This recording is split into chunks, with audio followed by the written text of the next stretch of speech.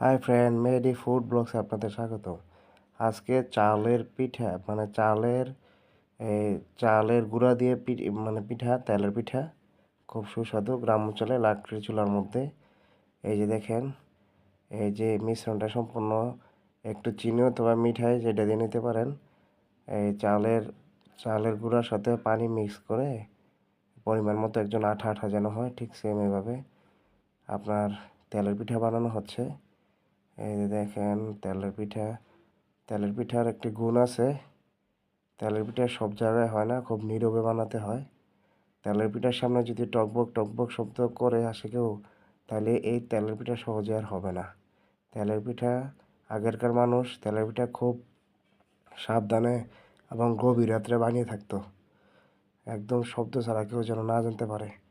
যদি কেউ কোনো ইয়াতে করে তাহলে সেক্ষেত্রে তেলের পিঠা হয় না। এটি গ্রামে একটা প্রচলন আছে কথার। তো আমি বিষয়টা যতটুকু জানি আপনাদের সাথে শেয়ার করলাম। আমার পেজটা যদি এই যে দেখেন, পিঠা অসম্ভব সুন্দর হয়েছে। পেজটা ভালো